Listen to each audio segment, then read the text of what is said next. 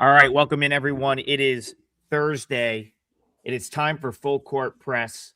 As always, we come on and recap the night before on this show. Rob, not a good night for me. I went 0-3 last night, and, I'm going to look back at my night, win or lose, but the concerning thing for me last night is it was an 0-3 where I was just plain wrong. Like I had two games move against me.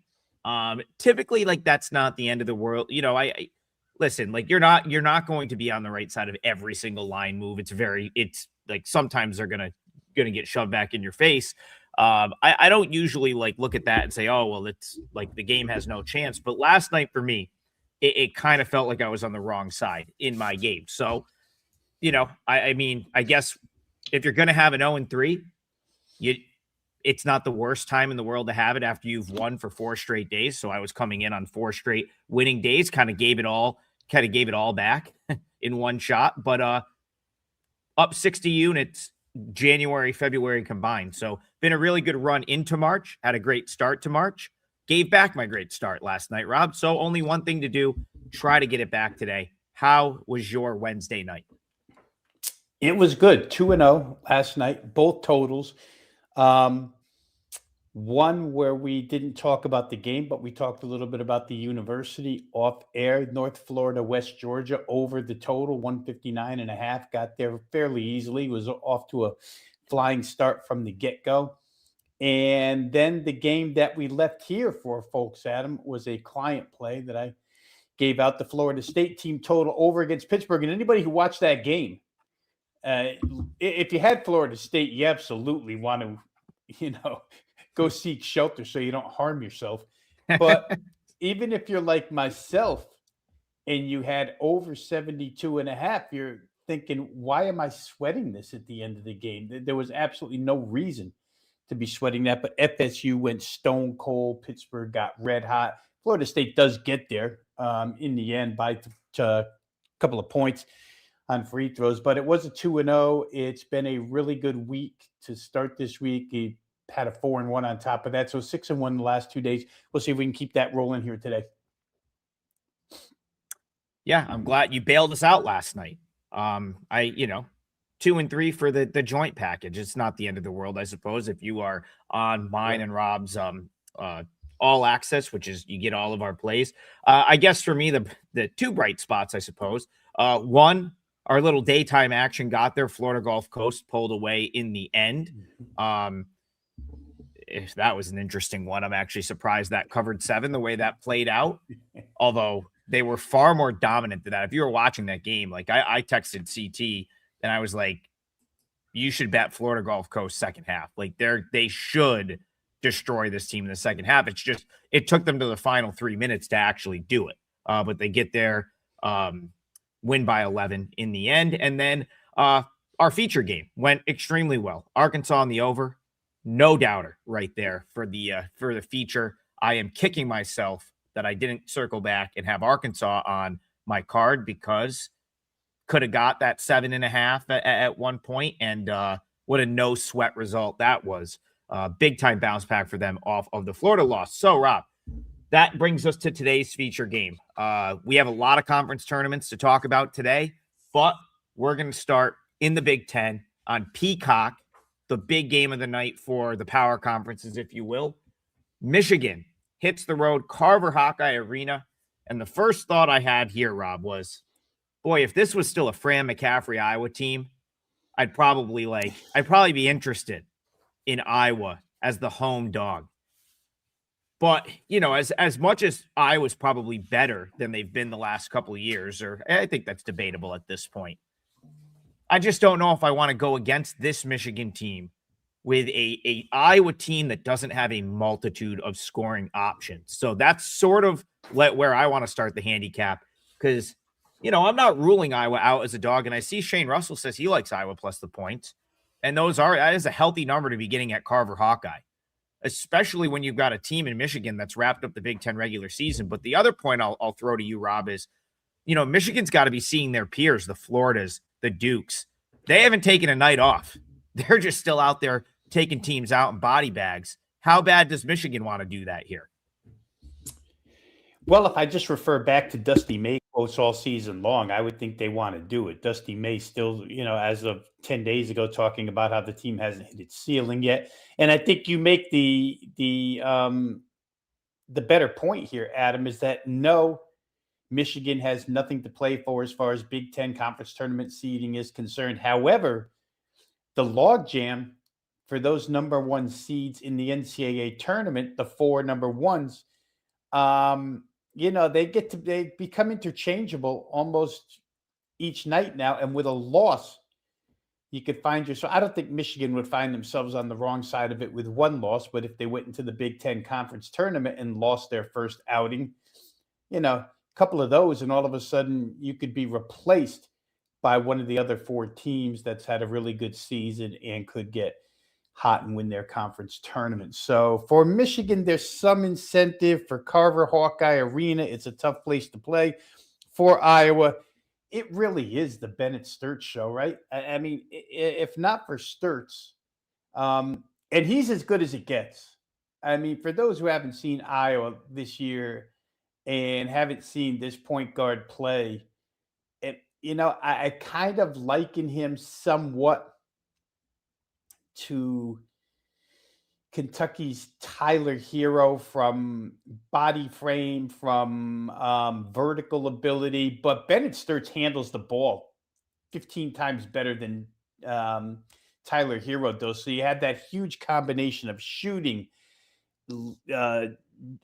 jumping, a vertical ability, and of course getting to the rim whenever he wants. He'll be a focal point of Michigan's defense. I just question whether or not Iowa has the ability to stop Michigan's front line. I mean, Iowa's got some size, but it's not the type size that Michigan has here as far as quality size is concerned. So a motivated Michigan, I wouldn't probably think twice here. However, we do have to go back to the fact that they've been overpriced in Big Ten play for the majority of the season. They've won a whole rack of Big Ten games that they haven't covered. And so this could fall into that category very easily. This could be, 79-72 Michigan and an Iowa cover. Iowa's obviously going to play with 100% focus, motivation, last home game here for Iowa, all of that stuff.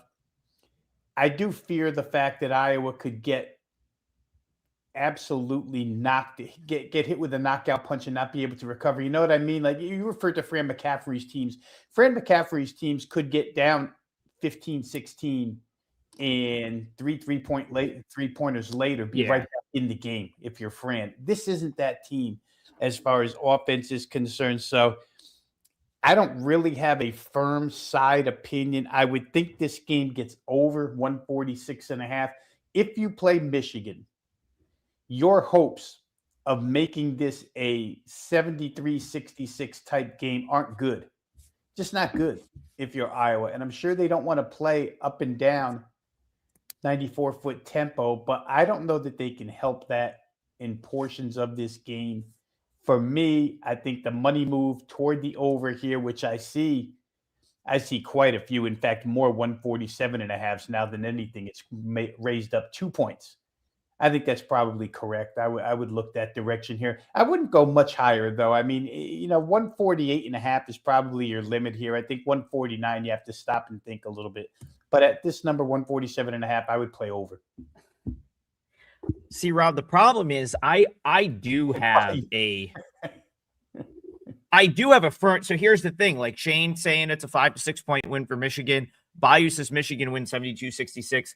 Here's my issue is if I were to just trust my number, then I have a pretty strong side opinion toward Iowa, especially in that 9.5 range, because my number is like 5.9, right? Like, and initially I see that and I say, well, you're probably too low there because Michigan is Michigan, and we've seen what they can do to teams, but also, Rob, that stretch of over a month where Michigan could not cover a spread like this.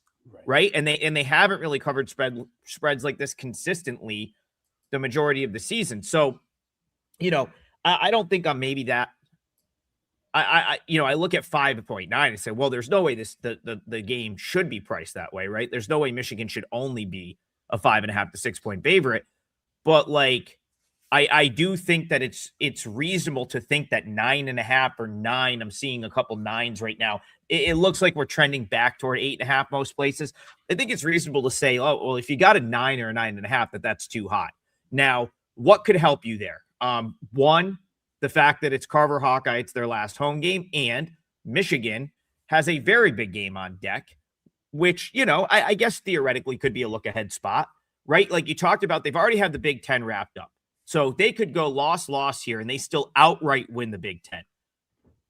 But if you're looking at these final 2 games, I mean, Michigan State at home to close out the season on Sunday, Rob, that's certainly the game that's probably got your eye a little bit more.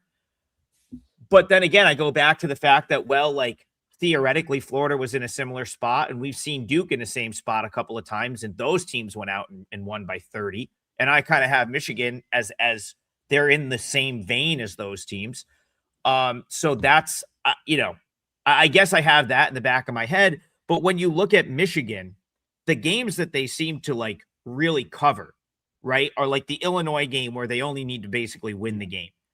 The Purdue game where they go to West Lafayette and win 91-80.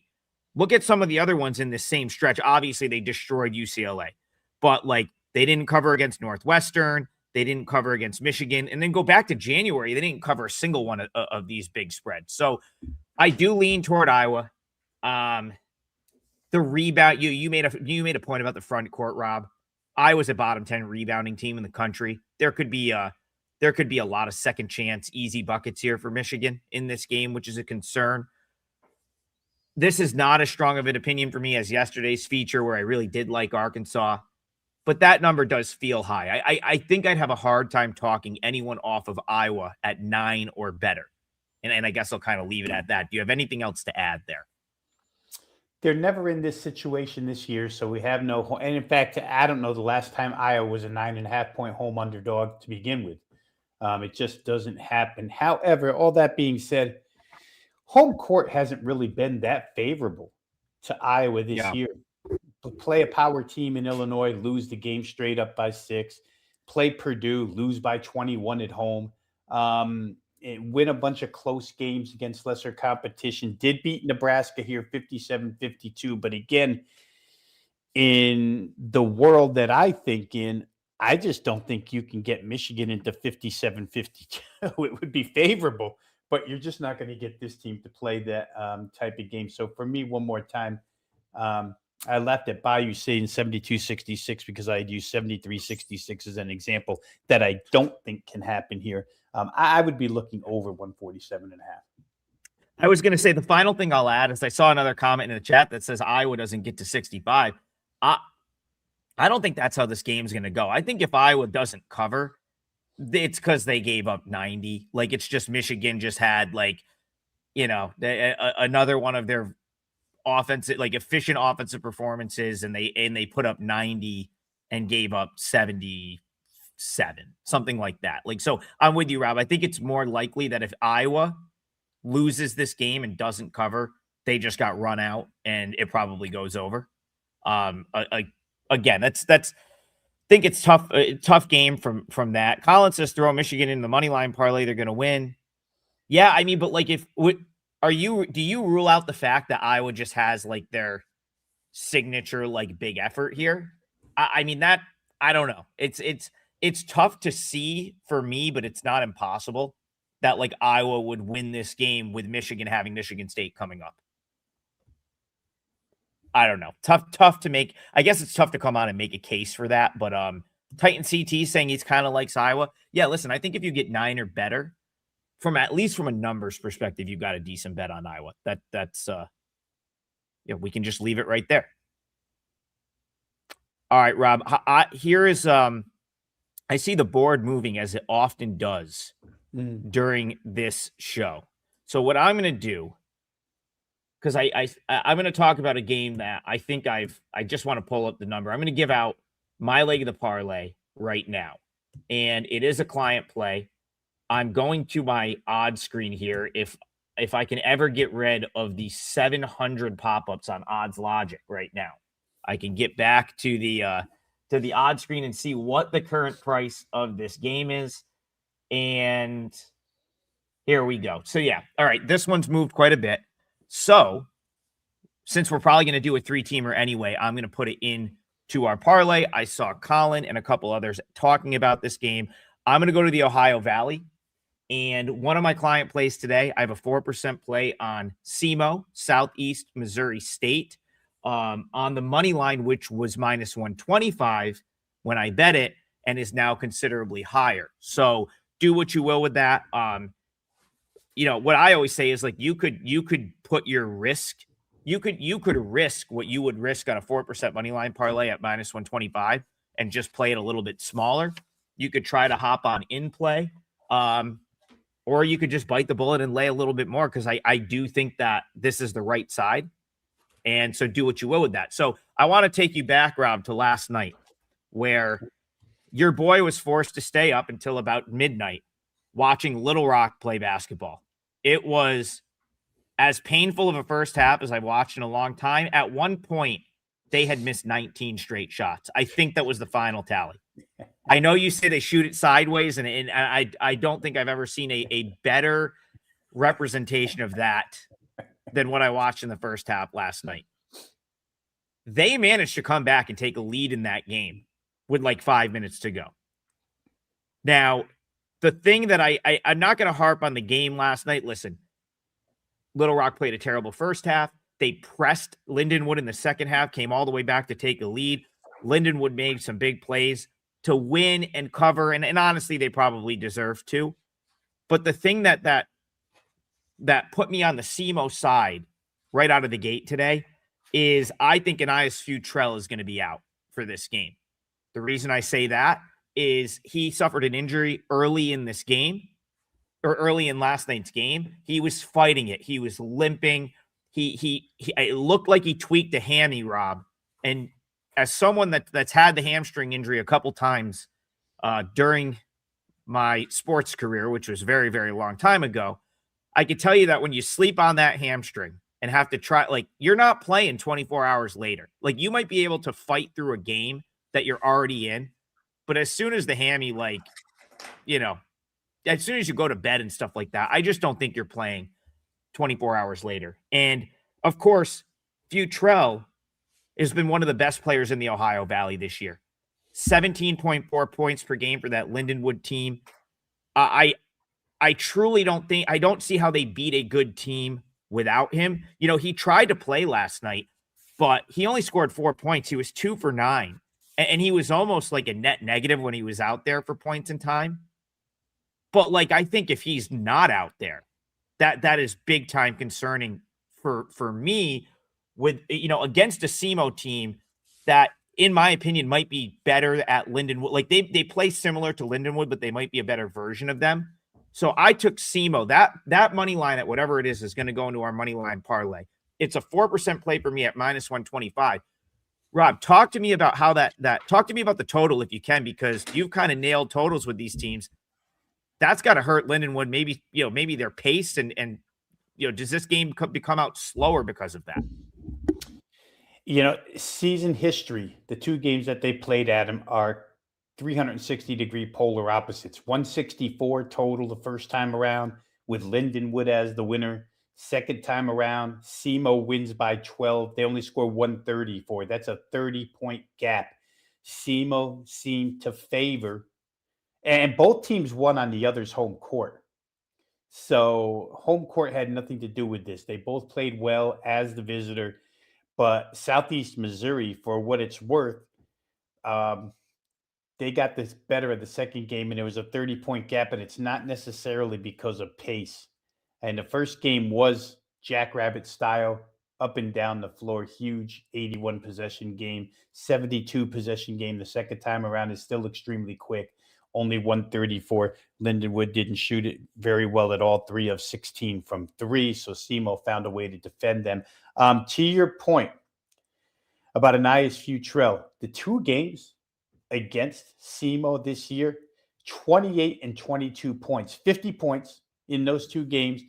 And just to accentuate how the injury comes into play last night, where he still probably had adrenaline flowing, he took 18 shots in the first game. He took 13 shots in the second game. He took 9 shots total last night. It kind of shows you that he didn't even get the double-digit shots, that it was bothersome. And anybody here, like you said, anybody listening or watching today, those types of soft tissue injuries, they just don't overnight, they don't get better. I'm sure that the training room has something they can attempt to do to have him gut out 2 hours of basketball here with but then, that every time he goes to the bench, things tend to stiffen up. Every time when you stop for halftime, things tend to stiffen up. I think it's a huge advantage for SEMO here. The fact that they played the late game, and let's talk about the rest of the team. It was a taxing effort for Lindenwood. I mean, those weren't easy minutes. Being pressed in the second half isn't easy. It takes a lot of energy. I do agree. The money obviously agrees, Adam. This game was pumped up to 3.5 off of the opener of 1 right away. Probably rightfully so here. Tough break for Lindenwood with the injury. Tough break for Lindenwood that they had to go deep into the night in a very, I don't want to call it physical, but again, I'll say taxing 40 minutes to get that win. I don't know. SEMO makes complete and total sense from a situational and a fundamental. But where the total is concerned, I will say really tough to gauge when you're talking about 2 games that had a 30-point variance. Here, number sits kind of in the middle, 147.5. I don't know. I don't think I would play it. I think SEMO looks like a more attractive play on the side.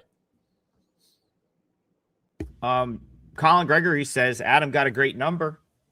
You guys would have got a great number too if you were on the Double the Firepower CBB package. Had that out this morning before the move and pretty much just tried to front run like, hey, like I've had that injury before.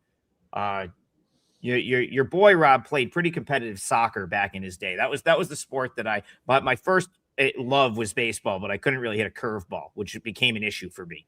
So I had to become a soccer player because they're like, you can't hit a $190 in like high school baseball. They're not gonna. They don't care how good your defense is. So I've had that hamstring injury a number of times, and you're just not doing anything the next day. Even if you're built much better than me, which most are, you're still not getting through it the next day. So I saw that and I said, man, if Lindenwood does win this game, I'm probably going to want to be on whoever they're playing. And we did get ourselves a good number. Let's see if it matters. Hopefully it does. All right, Bayou's texting me memes right now. I see he's in a good mood. So we're going to use Bayou's in the parlay today. He's spelled it out. And we're going to talk about his game because I have an opinion here. So this is going in the parlay. Bayou says best bet, Loyola Colgate over 151.5. So he wants to head to a Patriot League semifinal. It's right down the street from my house. I'm not going to it because I'm being a good boy today, so I can go to Brian Powers' college town tomorrow, Athens, Ohio, with like 15 of his friends. And apparently we're getting tuned up before a 9:00 tip per him. I don't know how much I'll partake in that, but it's going to be a time. Let's put it that way. So sitting this one out in Hamilton, New York tonight, but Bayou says best bet Loyola Colgate over 51.5. This is the exact same game that was 82-82 before OT 2 weeks ago. Colgate's off 2 losses and thrives in conference play. Loyola plays with pace and complements this game style. The final thing I'll throw at you, Rob, is they didn't have Jalen Cox last game. That's massively concerning. He's by far Colgate's best player, and he sat out a pretty meaningful game against Navy because had they been able to win that game, they would have been able to get the 2. Because they lost, they actually lost the 2 seed and they're only the 3, which, as you know, if you follow the Patriot League, is very meaningful since the higher seed hosts in this tournament. I think Jalen Cox will be back tonight. I think it was a concussion. I think it was an abundance of caution that he sat the finale. I can't see him sitting this game. So if Cox is back and everything is what you would consider normal, Robino, do you agree that with Bayou that there's going to be points in this game. Well, then I'll take Bayou's regular season one step further and just say the first time they played, it was 166, 86 to 80. So you had the same game played twice, the same exact way twice. At the end of regulation, you've got almost the same score twice. Why would today be any different? Jalen Cox, to your point, was important in both of these games. He played both times against Loyola, Maryland. I think 25 and 28 is what I have right in front of me here. So with him in the lineup, it stands to reason that, these teams played each other twice. Nobody cared to change style. Colgate won it twice. I'm sure Loyola, Maryland, in their minds, thinks that they can win this style of game against them. The losses, as Bayou mentioned, the most recent one was in overtime by 3 points. The one prior was only by 6. They were in both of these games each time. So it's funny, too. The top two pace teams in the Patriot, and because the Patriot is such a slow as molasses type league, the top two pace teams probably don't rank in the top 100 in the country because they just don't, they don't get fast. They go fast, but nobody else goes fast. So when you average out all their games, the numbers look a little lower than expected. But when they faced each other, it's been up tempo, it's been high scoring, it's been really good shooting, it's been little resistance on defense. So it's hard to argue 151 and a half when you've seen 160 or better twice already. And I don't think, just trying to use my coach's mind, I don't think either coach would have any reason to stray from that at this point in time. Conference tournament season, you are who you are.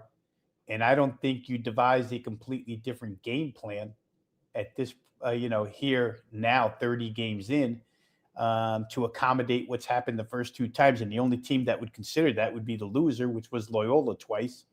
And I don't think Loyola is going to go that route because, like I said earlier, I have to think that they firmly believe they can beat this team third time around. It's a double revenge spot.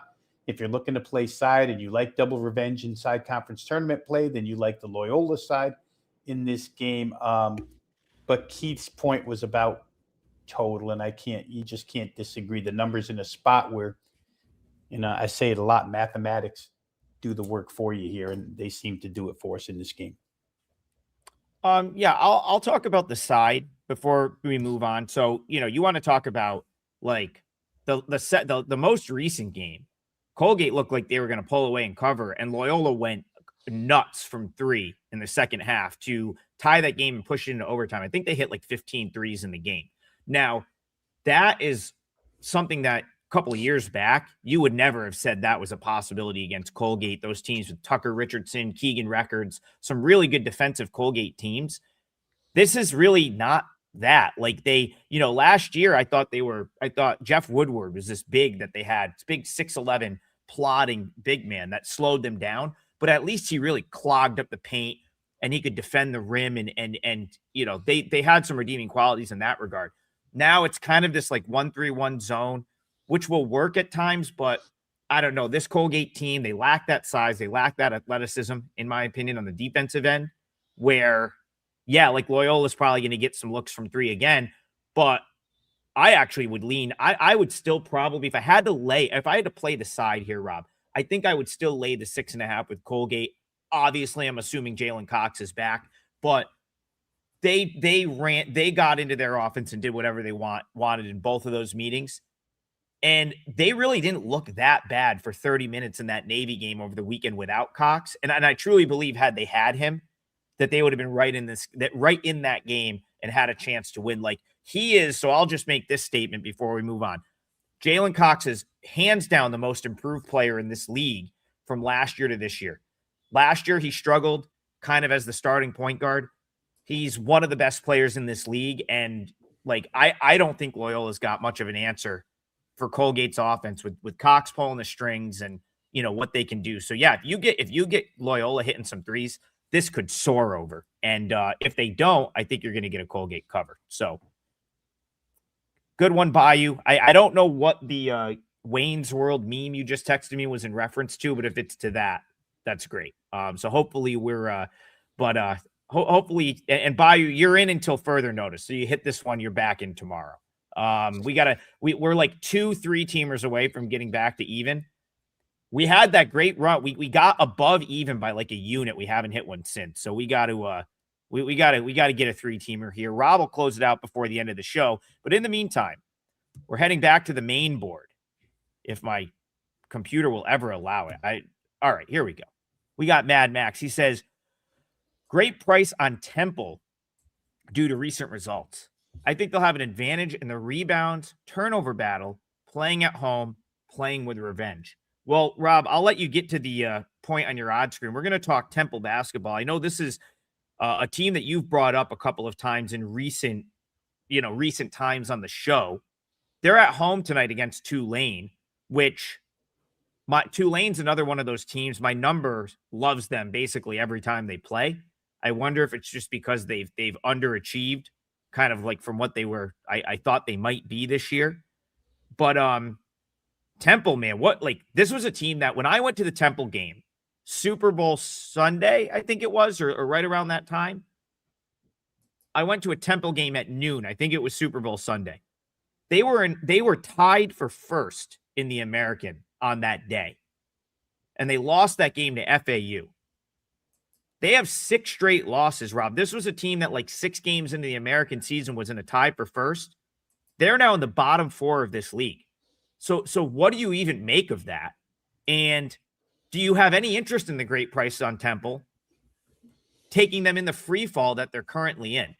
This game's at the Liacouras Center in Philly tonight. Temple Tulane, how are you seeing this one?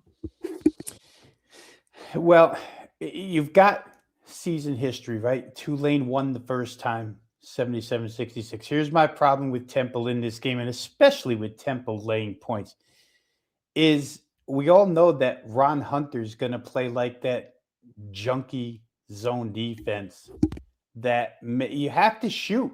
You have to make perimeter shots against this team to beat them. And in the first game, Temple didn't do so.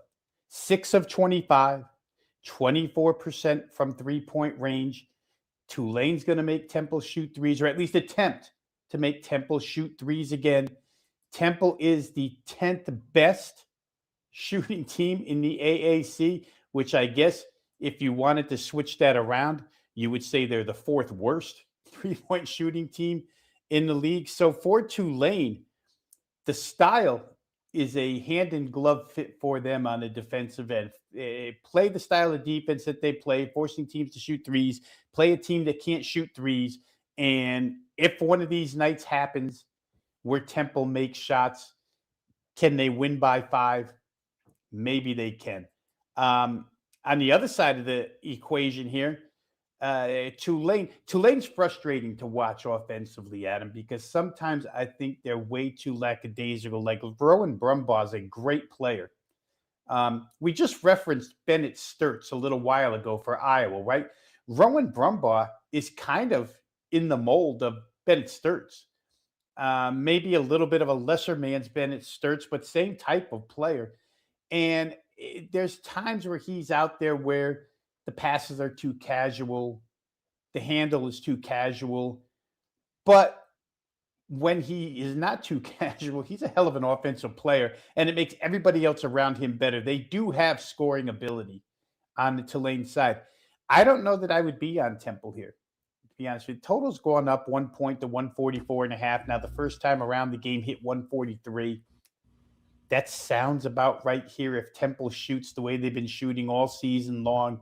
As you mentioned, in a current free fall, that doesn't help them out any here. I don't know that I could get in that boat with Temple here, simply based on what I said. I think the defensive style of Tulane is extremely helpful in this game because of the fact that Temple just doesn't – they're not good at what Tulane does best defensively. You have to be able to overcome their defense by shooting. And real quick here, as far as standings are concerned, if you're Temple – they're separated. These two teams are separated by 1 game inside the standings. So a Temple win could pull them even with Tulane, probably give them a little bit of a tiebreaker where seeding is concerned. But for Tulane, you can go up the ladder here toward the 5 spot in a tie for the 5 spot. And, you're always trying to climb into the top 4 in these conference tournaments. So with one more to play after this, well, actually, they don't have one more to play after this. Their season concludes here. So it would be a massive tiebreaker. And again, I talked about this the other day. When you try to go through these 3 and 4 team tiebreakers, you might as well just wait till they tell you what it's going to be. But I do think Tulane stylistically has a solid advantage over Temple, especially in the Tulane defense, Temple offense matchup. Yeah, I'll tell you what, I want absolutely no part of having to lay like 5 with Temple. They haven't had a home court advantage in a while. They won't get many people at this game. I think I texted you, Rob, cheapest ticket to get into a Temple game and sit upper is $40.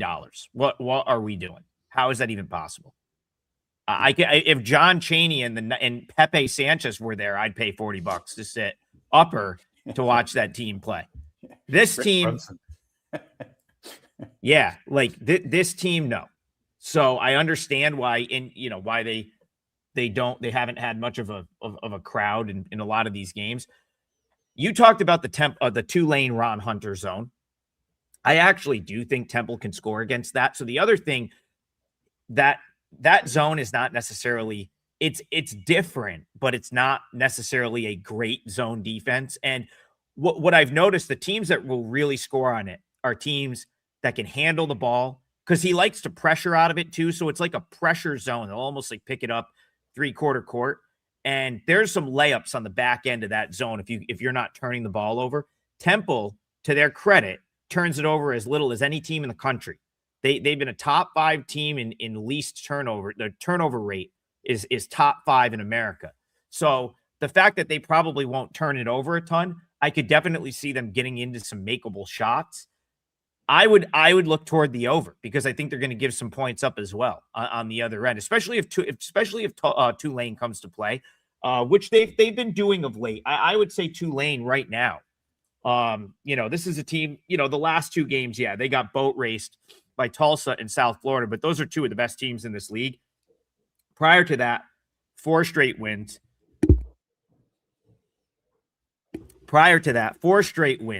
And they have been playing better. So I think I would lean toward the over, because on the flip side, they did give up 90 the past 2 games. So maybe they've, I don't really know how to read into that, but the fact that Temple might get some easier looks here and the ability to break that zone makes me like the over.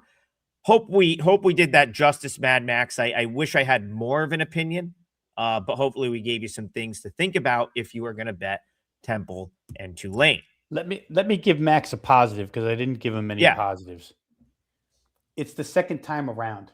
There's game film from Temple playing Tulane zone the first time, right? So you would expect some adjustments, maybe some improvement there. The other side of that is Temple did handle the ball extremely well in that first game. Only 8 turnovers, only 11% of their possessions turned into a turnover, and they still only scored 66. So if you believe in we've seen it once and it was on the road, and this time we're going to handle it because we know what to expect, then you may like Temple especially as far as scoring is concerned. And Adam, in that game, 67 free throw attempts. Tulane can foul. I've watched enough of Tulane to know that they can foul and they can be fouled, because again, Brumbaugh can take anybody off the dribble, et cetera, et cetera. So yeah, interesting game. I just don't know that I would be in the market to lay points with Temple, even in a home situation. All right, let's go to Garth. First of all, Garth, I'll take the blame for Central Connecticut State. That was I was mushing anything I touched yesterday. As I said, bad day for me, 0-3. So I'll take the blame for that one. He said three of the 4 losses on this 11-4 run. He was in the parlay. Well, we won't put you on the spot for that tonight, but I know Rob loves to talk some Big West basketball, especially when it pertains to totals. So he says he likes Long Beach State under the 150.5 tonight. The Big West, of course, is still finishing up, Rob, their regular season. So these are regular season games. And this one's going to be out. Are they still in the pyramid? I think they are. I don't know. I know they I know everything just says the beach now. They abandoned like whatever they used to be, like the 49ers. Now it's just the beach. So I guess we're headed to the beach, where UC Davis will be headed to take on Long Beach State. Garth likes the under. Rob, you've done well with totals in this league, so talk to me a little bit about UC Davis, Long Beach State. Really total or side, whatever you got. Really quick, home floor still referred to as the Walter Pyramid, so we're still in the pyramid. Yes. No matter how much the beach they want to throw at us. Long Beach got off a huge losing streak last time out against Bakersfield, 88-87. They win, but they had played UC Davis one time prior this year, 71-54 in a fairly high 70 possession game, but only 125 points scored. The matchup here really does suit an under because it's UC Davis as the opponent. Long Beach is a team that, I've had success playing them against other teams that go quick. And it's not really because Long Beach has added all that much. And even when I handicap, I'm not asking Long Beach to do too much in those totals where I play over Northridge, Poly, Slow, all these teams connected to or involved in games with Long Beach. But here, Jim Les, he's not going to play that way. Jim Les D's up. Long Beach's shooting woes probably show up one more time in that first game. They only scored 54 points against this UC Davis defense. So again, styles make everything, matchups make everything. And, again, I'll say this, and Garth probably knows this already, but I'll repeat that season-long statistical stuff where odds makers, power ratings for sides, numbers for totals, they get skewed in games like this. Long Beach State gets skewed because they play Cal Poly, because they play Northridge, because they play Fullerton. And all those high-scoring games get lumped into the whole overall, and you get this picture of a high-scoring team. They're not. They're not a good shoot. They're not the offensive team of the past, Long Beach. So when you pair them against a team like UC Davis that's going to slow you down, that's going to play defense, Jim Les style, that season-long number goes down the drain here, and I think you get a good price range. 150.5 in a game like this is kind of excessive. I just mentioned the first game went 125. Could it get there? Of course it could. But it would actually, Adam, for it to get there, it would have to be a game where UC Davis, because they're pedestrian, hits everything. And on the other end, Long Beach has a couple of stretches on their own home floor where they dictate a little tempo and they, put up 11 points in 3 minutes, something like that, a stretch like that helps their final score total. I think Garth's on the right side here, under 150.5. Again, this is not, Long Beach State doesn't fall into the category of teams I've played all season long, Northridge, Poly, Slow, Fullerton, etc., that are just going to rack up points. So I agree. No sense disagreeing here. We've got one game of proof to show it. You've got 25 points worth of wiggle room off of that game to work with, and you have a matchup that's not going to go quick because, again, anybody who's watched UC Davis under Jim Les's tenure knows they just don't get pushed into pace that often. Yeah, I'm over here looking at my numbers and whatnot, and I'm kind of trying to figure out why I haven't bet UC Davis yet in this game. Closer, I'm at like 5.2 here. Which is like much bigger of a, that's almost an auto bet a lot of times for me.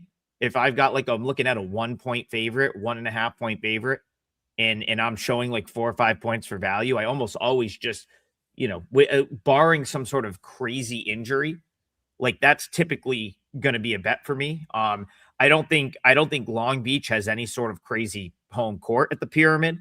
Other than it being a cool building. I don't think like people are going out in droves to watch Long Beach State basketball at this point. UC Davis, they've been okay on the road. I think they're like 5-8 on the road this season.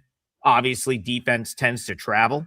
I'm looking at, so first meeting you already pointed out, they destroyed Long Beach, held them to 54 points, 71-54 final. The only thing I get, and I don't even know if this should put me off, Rob, but the only thing that's a little off-putting is the fact that it's the final weekend of conference play, and they're going on the road. And this is where you kind of tend to get those weird results because, again, it's like you're playing for seeding. big game over the weekend against Hawaii. They come up short in their final home game. So now they go on the road. They've got Long Beach. They've got Irvine to finish the year. Even if they go 0-2, they're still 10-10. They're still a 500 team. So that, I guess, like, the spot is my only real concern. And then of course, okay, so this is what I always go back and check before I see like a number that's this far off. Cooper didn't play against Hawaii, right? So I need to double check his status, because if Nils Cooper is out, then that makes sense. That makes a little bit more sense, because he would be worth probably a couple points on the numbers. So again, I'll have to go back and double check that. I'll obviously be digging for intel on that. But Garth, if he's out, I mean, he is a double-digit scorer for Davis, and he did not play, just by a quick check, did not play in the Hawaii game. So I can't disagree with your under. I'll be looking into that game further throughout the day. But yeah, and obviously, if you have in the chat, if you know anything about Cooper, let me know. Because I again, even without him, I don't have much faith in this Long Beach State team. So good luck with what you try to do there, Garth. All right, I see some questions in the chat. We'll probably get to one more. I'm going to let Rob close this 3-teamer out if he knows where he wants to go with it.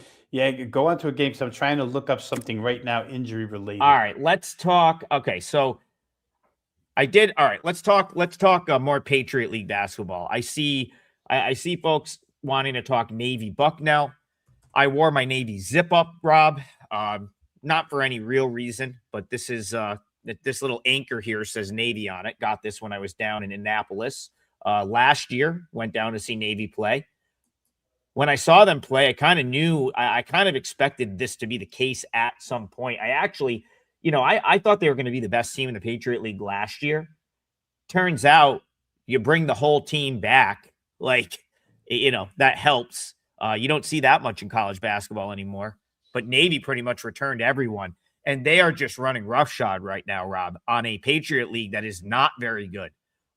As someone that's watched a lot of Patriot League basketball, lives in Central New York, has followed this conference for years, I think I'm willing to say that this is the worst that I can remember this league. I don't know if that has to do with the fact that it's the worst that I can remember Colgate being in about a decade, or at least like 8 years. But there's just, I think once you now have the Patriot League start losing guys like Noah Williamson and the kid from Colgate that's now at Gonzaga, Smith, right? For a while, that was the one thing. People came to the Patriot League. It was almost like an Ivy League-esque, where they weren't really leaving. And then you've got Boston University with all sorts of injuries this year. American just graduated 4 seniors. It is a really bad league this year, which leads me into, okay, now we've got Navy. They're the 1 seed. They destroyed everyone. They're laying 15 points in a quarterfinal game in the conference tournament. And Rob, I don't think it's enough. This came down from 17.5, and I'm almost sitting here like, why? I'm inclined to bet Navy at 15. I'm at 19 here at 17.5. I said, okay, yeah, my number is in line. I don't understand why this is getting bet toward Bucknell. That makes 0 sense to me. Bucknell has been awful. Yes, they have that one freshman big that sort of panned out, but Navy has Aiden Kehoe. So at best for Bucknell, those guys cancel each other out. You're not going to beat Navy's. Navy's guard's going to run up and down the floor and do whatever they want. Shane Russell says Navy team total over. I don't see how you just don't lay 15 here. There's 14.5s out there with Navy right now. That is insane. I think they win this game by 20 to 25 points. So I'm going to have to revisit this one when we get off the show, because this should be an absolute bloodbath. What do you think about a team total over? They're talking about that in the chat as well. Oh, I'm not going to argue off of a Navy team total over. No how, no way. The way they performed inside the Patriot this year, and the defensive ineptitude of the opposition here probably makes Navy team total as good a bet as you're making the side to sound Adam, before I lose my train of thought, let's lock this parlay leg in. Yeah. For a minute there, guys, just so you know, and this is going to be big for me heading into the CUSA tournament. As time goes on, I'm beginning to really like Sam Houston State to win this tournament. Sam Houston State is growing on me immensely as the season goes on. And I went to look up the injury because I played, I've been involved in Delaware games this year. Went to look up Tyler Hauser injury. And again, tonight, he's not going to be involved. And I was going to play that game, but then I decided against it. I won't play that game. I will say this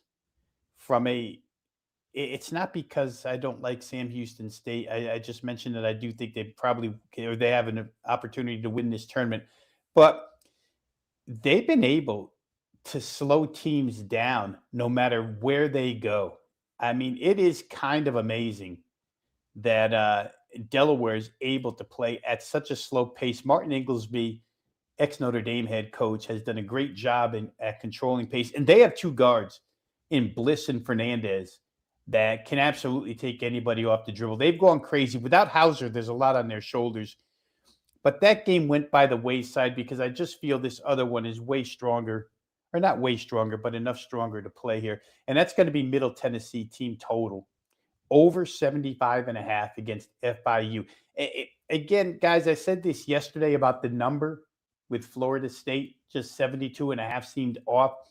75.5 seems off. They played once before. They went overtime. Before they got to overtime, it was 75-75.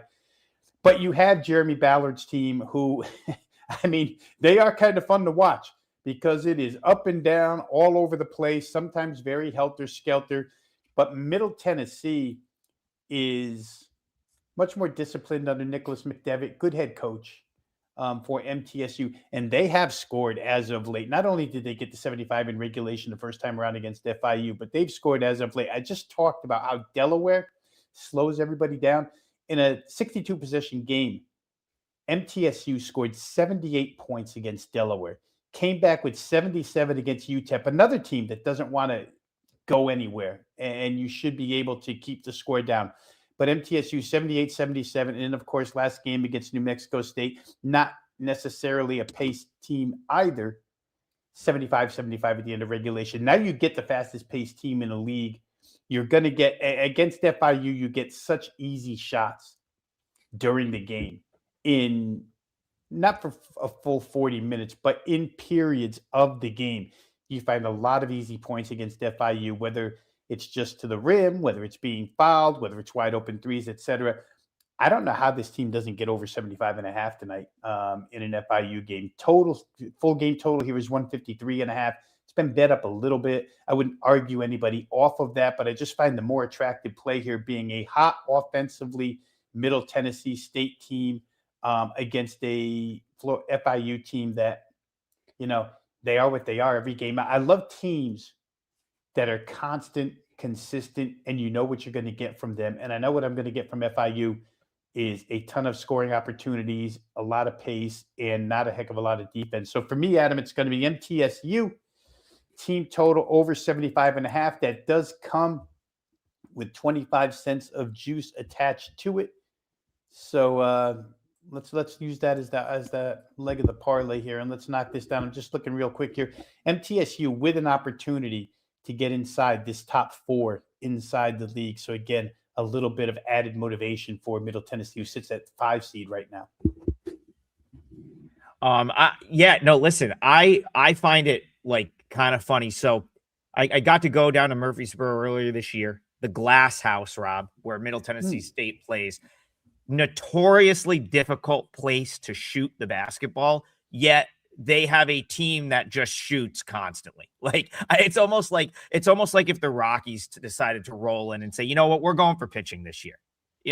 We're going to go. We're going. I mean, maybe they should because they never win, but like we're just going to go all pitching. Like everyone has a tough time shooting at Middle Tennessee State, and this team just chucks. It's three. It's just three after three after three in their own gym where like no one shoots the ball well. So why am I bringing that up? Because when you get them out on the road, they actually, I don't have the numbers in front of me, but it seems to me like being on the road, a lot of the times it's a more favorable like shooting atmosphere. I don't know what it is about that building. It's certainly this big round circle. I don't know if it's the blue everywhere. Like, I really don't know, but no one shoots the ball well at Middle Tennessee State. Now, that's tough. That gives them a nice little home court.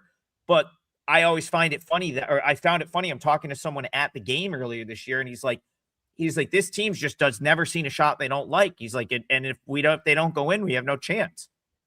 But on the flip side, they're probably going to go in against FIU because that's just not a team that really gets like a ton of stops, as you're saying. And now at in what will be a very empty building, I'm sure, because I've been to that one too. No one goes to those games. Might be shooting practice for MTSU tonight. So yeah, I think I'm with you there, Rob. I see Middle Tennessee State. I actually don't even think they should be a dog in this game. They should probably be favored in this game. I'll have to go back and look at this one too. There's just so many games today. I gotta give some a second look. But yeah, I could see them scoring some points here for sure. Yeah, I would have thought the number would be, anywhere from 78.5 up. We get a 75.5 just from an analytical point of view. MTSU, the fourth best effective field goal percentage shooting team in this league in league play. And FIU, as we've mentioned over and over again, they're the worst at allowing field goal percentage in this league. So you got the fourth best shooting team against the worst. And it's also interesting that MTSU, if that factors in all of their home games, to be the number 4 shooting team. So to your point, get them out on the road, get them into a place like this, get them into pace. We saw it the first time around. Like I say, it was 75-75 at the end of regulation in that building where, as you said, shooting is kind of tough to do. So for me, thought the number was low. Think the matchup suits me. We're going to play it. Let's go get them. I think MTSU is headed for 80 plus here tonight. All right. So, Rob, help me out here. The chat is saying the odds makers watch this show. We need to. Well, you know what? Let's in the spirit of conference tournament season, we can get another thought out here quick, and then I'm just going to recap the parlay, and I'll just add in juice where necessary because I know the Colgate over took a little bit of money. People. So there's like 3 people that are asking about Tarleton State. I don't know if that's directed at me. Because I obviously, go down there sometimes and follow the program close. It will be Billy Gillespie's last year. I don't even know if he's back on the sideline. I think he's been dealing with a multitude of health issues, and they did announce that he would be stepping down at the end of the year. Again, I have no idea if he's on the sideline for this game tonight, Rob.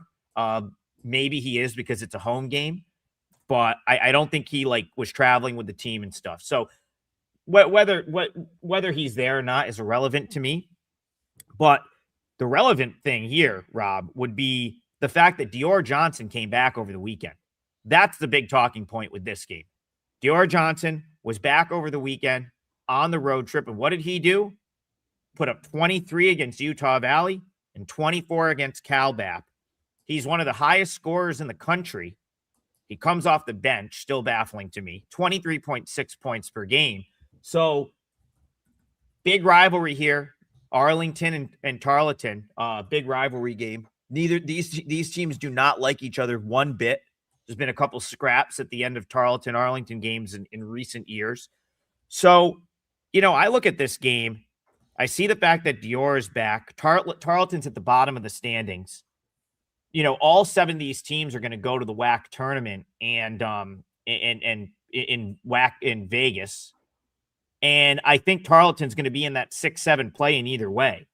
But here, final home game of the year, Dior back. Kind of think the home team's a little short here on the number. I make him a little bit bigger of a favorite. So I lean toward Tarleton, but does having Dior Johnson back make you like a total? Do you like the over with him in there? I mean, he's 24 points per game. Yeah, I mean, it's hard not to, right? I mean, when you get your best player, your best offensive player, the interesting part of what you just said, Adam, to me is, and I know this is always coach's decision and maybe coach's rotational preference, but to have your best scorer, to have your best offensive player coming off the bench, it doesn't always mean everything because it's who closes the game, not who starts the game, really. And the minutes seem to have been there for him the first couple. But yeah, when you're tacking on a guy that's 20 plus points per game, but you have to make sure the odds makers have not accounted for it as of yet. And in this Tarleton game, you're staring at a number that's, 136.5. It started at 134. It just seems a little bit low. And I'll make about that because I know we're up against it here. Like Arlington is a defensive, like that is what they're good at, right? That is what that Arlington team is better at, sort of defending you and playing that low scoring game. But I gotta wonder, like they're pretty much locked into their spot in the WAC tournament. They're going on the road here. Like I wonder how much they truly care about this game. Like I just don't know if this is the spot you're gonna get your like hardcore defensive effort from Arlington. And if you're not, that number becomes a little bit low, and I can kind of see why that got bet up just a tiny bit. That's just my thought. I'm not saying play it, but I can kind of see why the over money is starting to come in there. All right, we are at the 11 a.m. mark, and let's recap the parlay quick. I'll attach different. So here's the deal with the parlay. Some of these things are going to have different juice. Southeast Missouri State money line, I think it's like minus 180. I'm going to go Colgate Loyola over 152 for Bayou's leg. If it's 152.5 or 153, just buy it down, and I'll attach minus 125 juice to that. And then I'm going to attach minus 125 juice to Middle Tennessee State team total over 75.5. That's your parlay 3-teamer for today. Appreciate you guys in the chat. You guys make this show what it is. We love coming here and doing it, and we will be back to do it in the morning tomorrow, 10 a.m. Eastern for more Full Court Press. Have a great day, everyone, and we will see you guys in the morning.